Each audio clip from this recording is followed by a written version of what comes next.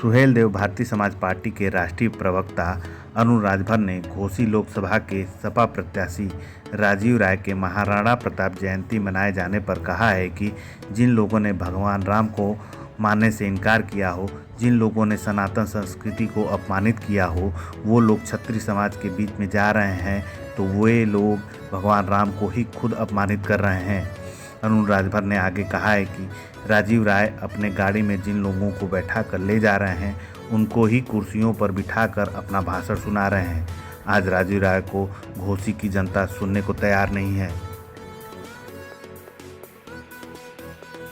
देखिए, कल एनडीए गठबंधन के प्रत्याशी डॉक्टर अरविंद राजभर जी का नामांकन आशीर्वाद जनसभा सोनी धापा के मैदान में रखी गई है, जिसमें सुबह 10 बजे से 12 बजे तक कार्यक्रम चलेगा और यहाँ हजारों की संख्या में कार्यकर्ता शिरकत करेंगे और तमाम जो वरिष्ठ कार्यकर्ता हैं और हमारे तमाम बड़े पदाधिकारी हैं वो यहाँ शामिल होंगे, जिसमें मुख्य अतिथि माननीय उप मुख्यमंत्री आदरणीय केशव प्रसाद मौर्य जी हो रहे हैं और उत्तर प्रदेश से भारतीय जनता पार्टी के अध्यक्ष माननीय भूपेंद्र चौधरी जी आ रहे हैं, जिसमें उत्तर प्रदेश सरकार के कैबिनेट मंत्री माननीय ए.के. शर्मा जी आ रहे हैं, आदरणीय कैबिनेट मंत्री दारा चौहान जी आ रहे हैं, माननीय ओम प्रकाश राजभर जी आ रहे हैं, 1 दर्जन मंत्री रहेंगे, माननीय विधायकगण रहेंगे, पूर्व सांसद वर्तमान सांसद रहेंगे।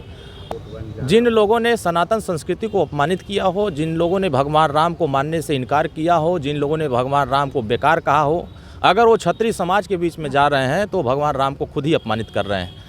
और पूरे देश में समाजवादी पार्टी के चरित्र को देश के लोगों ने देखा है। खासतौर से घोसी लोकसभा क्षेत्र की जनता भी इस बात को बखूबी पहचान रही है कि समाजवादी पार्टी कितना सनातन को मानती है, सनातन को कितना वो स्वीकार करते हैं। इन समाजवादियों की तरह अगर श्री अखिलेश यादव जी का इतिहास देखेंगे, सबसे पहले जब उनको माननीय स्वर्गीय मुलायम सिंह यादव जी ने विरासत दिया था तो सबसे पहला उनका कलम चला था तो आतंकवादियों को रिहा करने का कलम चला था। यही तो इनका संस्कार है। जो भगवान राम को नहीं मानते हैं वो कृष्ण को नहीं मानते हैं। पहले तो अपने पूर्वज को तो मान लें, अपने पूर्वज को भी दर्शन करने कभी नहीं जाते हैं। क्या आपको पता है कि शकुनी कौन है?